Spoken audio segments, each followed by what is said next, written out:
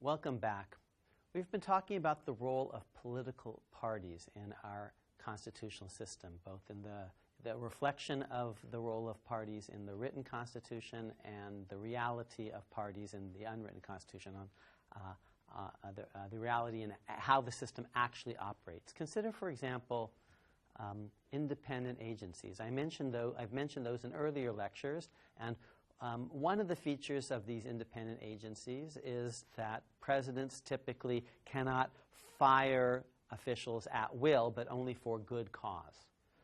Another typical feature of these independent agencies is that they are headed up by a commission, a board, a multi-member body, a hydra at the top rather than one single person like the Secretary of the Interior or the Secretary of Defense or the Secretary of Commerce. The cabinet officers are removable at will by the president, and each cabinet department is headed by one person. These independent agencies are headed up by commissions or boards, and they're not removable at will, but only for cause. Those are two basic distinctions between so-called independent agencies and cabinet departments. Here's a third. By law, by statutes agreed to by basically both parties for a very long period of time, and all the branches of government, many of these independent agencies have formal official legal rules about party affiliation, and these agencies are supposed to be balanced along partisan lines. For example, the Federal Election Commission, which regulates federal elections, has 6 members, and by law, no party may have more than 3 of those 6 members. There are a bunch of other commissions that have 5 or 7 members, and by statute, no one party can have more than the barest of majorities. What are some of these independent agencies? The United States Sentencing Commission, the Federal Trade Commission, the Federal Energy Regulatory Commission, the Equal Opportunity Employment Commission, the Commodity Futures Trading Commission, the Nuclear Regulatory Commission, and on and on.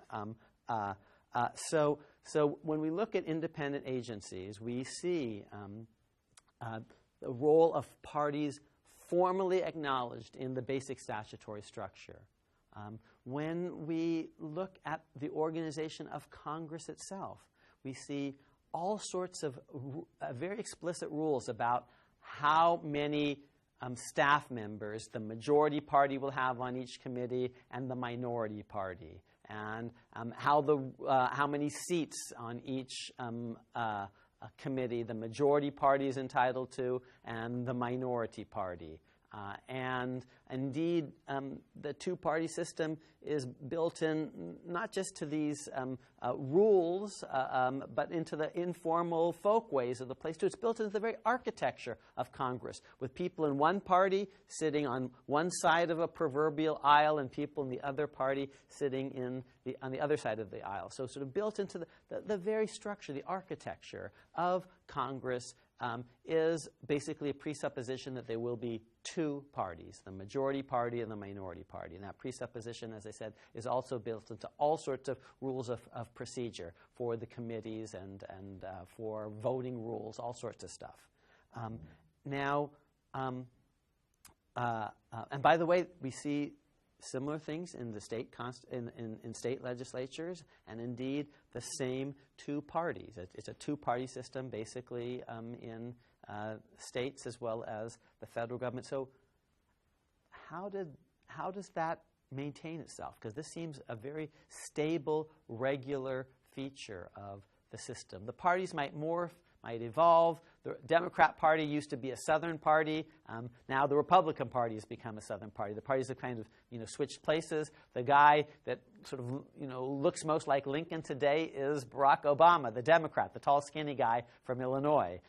And a lot of the members of the so-called party of Lincoln today seem to have affection for secession and the Confederate flag and all of that stuff. So the parties can switch positions over time. They can morph, but we've had still the same 2 parties in place, Republicans and Democrats, ever since the 1850s. And that's an interesting feature of our system, a kind of fixed feature of our system, an entrenched feature of our system. And the question is how that comes about. and how it's maintained. And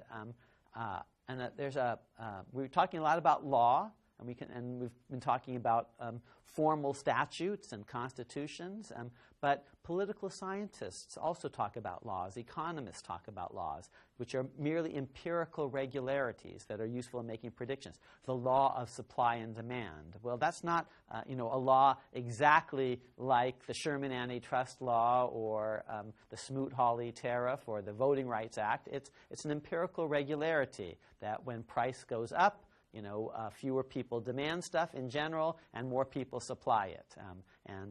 So the law of supply and demand are certain empirical regularities that we tend to observe. Political scientists have observed political regularities. One of the more important regularities recognized by political scientists is a law called Duverger's law. It's named for a political scientist, Maurice Duverger, and it basically says it's a prediction about how many parties in any given system we are likely to see in long-term equilibrium. And the long term can be quite long, but one version of Duverger's law says the following, that if you have n number of seats simultaneously up for grabs, you can, in long-term equilibrium, probably have no more than n plus 1 viable parties. It's a musical chairs game. There's one less chair than there are number of people sort of playing to sit in that chair. So if you have 3 seats simultaneously up for grabs, you could have 4 parties all vying for the 3 seats. And maybe 2 parties that are going to get pretty clearly going to get a seat, and that 3rd seat is going to be fought over by the 2 lesser parties or something like that. So this means if you have 1 seat up for grabs in long-term equilibrium, you're going to have 2 parties vying for it. Each party, in effect, trying to capture that middle voter, the median voter, the person in the center of the political spectrum. So when you have 1 governor up for grabs, you're going to have 2 gubernatorial parties in long-term equilibrium. If you have 1 senator who's voted on at any given point in time, and we almost never have 2 senators simultaneously up for election. We might in some special election if there's been a death or resignation, but ordinarily the Senate races are staggered so that in any given year either no senators up for election or only 1 at a time, because the other one is elected on a different schedule.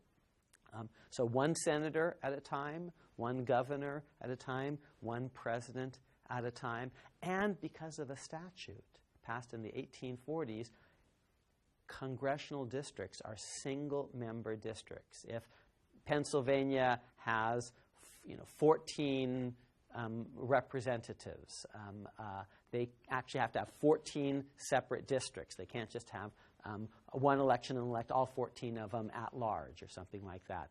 Single-member districts have been required by a congressional statute since 1842.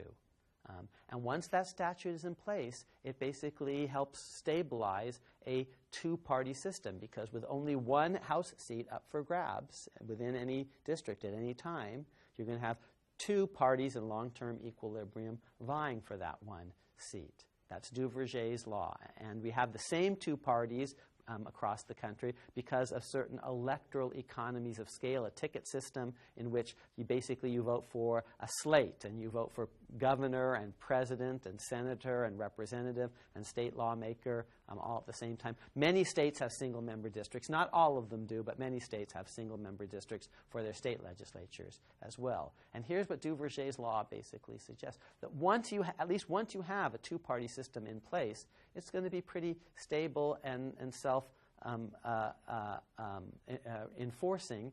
Here's the basic logic. You've got 1 office up for grabs, and if you don't vote for one of the 2 major parties, your vote is probably a wasted vote. In the past, the only people who have won have come from those 2 parties, so it's unlikely that any newcomer is going to the threshold is set very high. When 2 people are running, you basically need a majority or at least a plurality to win. That's a very high threshold.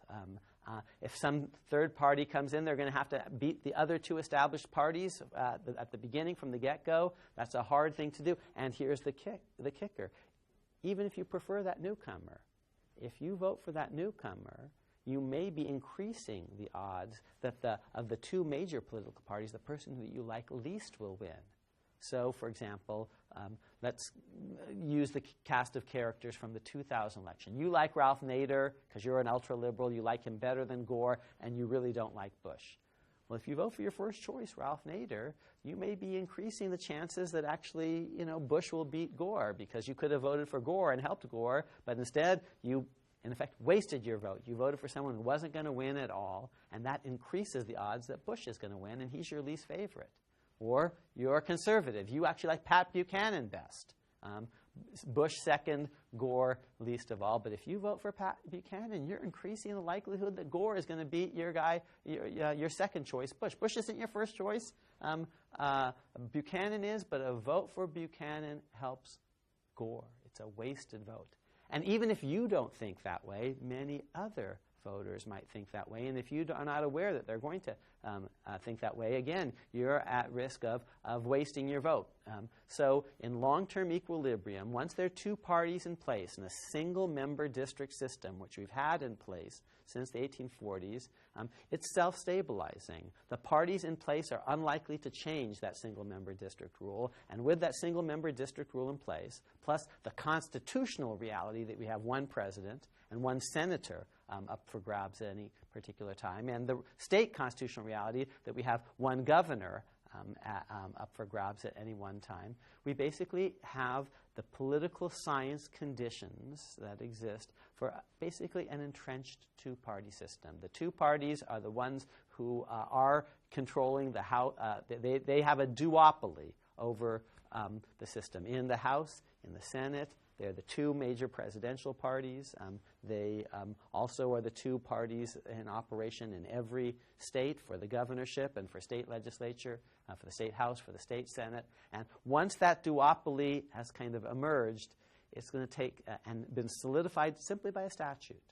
Single-member districts, it's going to be hard to dislodge it. So I'm not saying that it would be unconstitutional to change the system. We could have a multi-party system in the House and the Senate. I'm simply saying it's not that it's unconstitutional in some literal, textual sense. It's simply unlikely to happen because the single-member district system is constitutionally permissible. It's one option. It's within the range of things that Congress is allowed to choose. Congress has power to determine the time, place, and manner of congressional elections.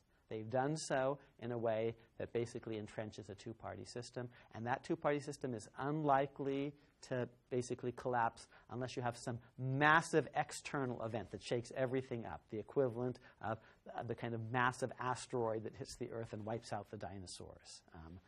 And so that's what Duverger's law predicts, and at least in America, the prediction seems quite robust. We come now to the end of this lecture. The basic thought is that the party system is pretty much interwoven, tightly interwoven with the terse text. It's a basic feature of our constitutional system. And I always end with a discussion of the illustration. This is an artist's depiction of the drafting of the Declaration of Independence. And what we see are people working together, people of different, but Thomas Jefferson is at one side of the table and John Adams is at the other side of the table because, of course, we don't know how they sat in that room. The artist is taking perhaps a little liberty, sort of reminding you that these two people who were very close allies in the American Revolution, they were in the same party at that time, so to speak, the Patriot Party, against the Loyalists, the Tories, those who were partisans of George III. They're in the same party at the beginning. The American Revolution is launched by the Patriots, but eventually there's going to be a split because this one-party system that emerges early on, the Loyalists and the Tories are basically repudiated, so it's only the Patriots that are in charge, led by George Washington, who's not here in the picture. He's off fighting in Massachusetts. But the Patriots, led by George Washington and Ben Franklin right here, who's kind of in the middle, trying to sort of maintain the peace, and Jefferson and Adams. This one-party system that emerges after the Revolution is going to break into two natural parties, one a Southern party, one a Northern party, competing for Middle America. Ohio today, back in those days, New York was the swing state. And so this picture is reminding us that we're all Americans. When he becomes president, he says we are all Republicans. We are all Federalists. They're working together, but they do have different perspectives. Ours is a two-party system. We're all Americans, but we're also typically Republicans and Democrats, respectively. And as Ben Franklin reminds us, independents are important too. Okay, still more to do, so stay tuned.